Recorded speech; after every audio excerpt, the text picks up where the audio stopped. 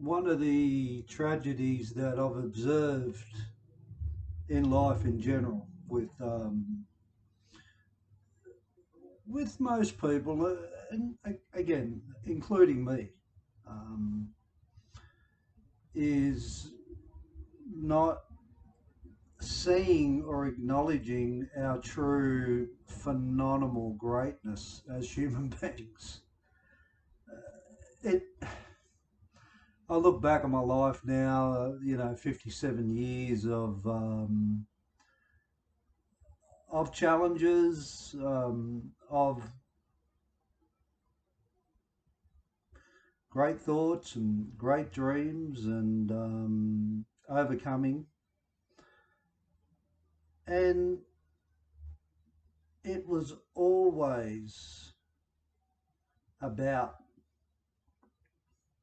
having the ability to get to the edge of the cliff when going to the next level of in my life and stepping over it, falling, falling, stepping over the cliff. And it's at that level um, that we understand that feeling of no control. Um, that in greatness and understanding our true beauty is is completely getting that in somebody's most scariest moments or uncertainty is great beauty when you see people having a go. And I'm sure there's a lot of people that can identify this, that when we acknowledge somebody trying in a life, most people will identify that and resonate with that as as having empathy for that person or compassion for that person or but that's the stuff that we see in ourselves. We only see in others what we see in ourselves. So that all that stuff is what's within us that we identify, and what really moves us. Um, and there's a lot of greatness within every single human being, and there's also there, there, there, there's a lot of work that goes into arriving at how great you are. Um, Somewhat fact. When you were conceived, there was one egg and thereabouts 3 billion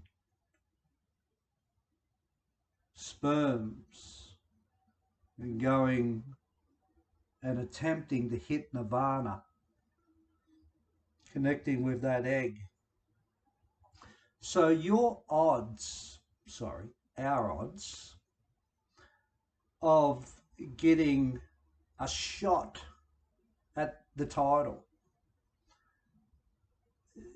you can look at winning on so many levels. It doesn't have to be one aspect. There's so many levels of success. One shot at the title, and that sperm got it. So that egg that was waiting for the sperm, and that sperm, out of 3 billion or so sperms, got the shot. And the shot is life. The shot is life. This is the title.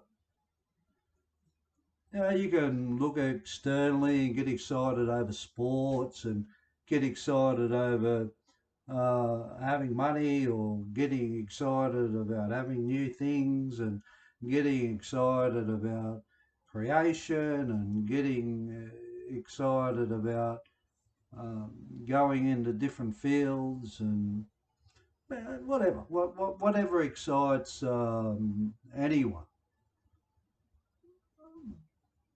But the true excitement doesn't even measure up to be excited. You got the shot. You got the shot at life. You have got the shot. And that's the beauty. So when we look at things in our lives, such as haven't got anything, or other people are doing better than me, and I'm in struggle street, I'm doing it hard here, I can't do this, I can't do that. My life is unfulfilled. I'm never going to be anything. I'm never going to do anything. Well, you are it now. You have done it. You have won. Now, you have won it. You have got it. Right now, you have got it. You've got it. And you get that by acknowledging where you've come from. And inception, prior to your false beliefs that you're not good enough, or you can't do things, or you're never going to be anything. Like, it's a false belief. But I understand that it gets so conditioned within a soul. Um, and if you want to know where it's, well, it all stems from conditioning and relationships and people you interact with and what people have said to you, and what's resonated in this false belief. Once upon a time in my life, I was so screwed, mentally screwed. I'm sure there's plenty that can relate to that. I couldn't walk down a street without dropping my head to my chest and thinking everyone's looking at me. I'm an ugly person and I don't belong. I hated myself. Looking back in retrospect, what I hated was my inability to deal with these emotions within my soul. I wasn't taught the skills to do it. So the greatness that you are will only be activated by training to believe you are great. Any form of conditioning, it only comes with training. And as much as we are trained to do what we might do as far as things that don't really support us moving forward to our goals and our true self, we still rely on past negative conditioning as truth, and we believe that we can't do these things. We believe that we're not good enough. We don't identify where it comes from, or it's not evaluated. We don't go in there and try and rip it apart and get to the bottom of it, because most of us don't know where to start. We wouldn't have a clue where to start. So it's all about that person's is the reason that's made me not like myself, or it's that person, or it's a bad relationship, or it's what somebody has said to me. Um, it's my parenting, it's my behavior, whatever. But it's all fucking bullshit. It's not true. Your beliefs are not who you are. You can be trained to wake up every day and make the effort to look in the mirror and say, you are a good person. There isn't another human being who is better than me or is lesser than me. I can meet any person or anything that happens in my life with the ability to process it and get through it. And that's the beauty of having struggle, because when you understand your struggle and what you have got through, there's really nothing you can't emerge to. And yeah, the training to start liking yourself, start changing yourself, start getting a job, start taking risks, moving into areas that you're unfamiliar, doing things differently than you done yesterday. Do things differently. Break it up. Friggin' hell, like turn it up a bit, turn the volume up, start changing it, do different things each day. Do things that's going to friggin' make you feel bloody vulnerable, make you feel like, you know, your bloody, your nuts are out there.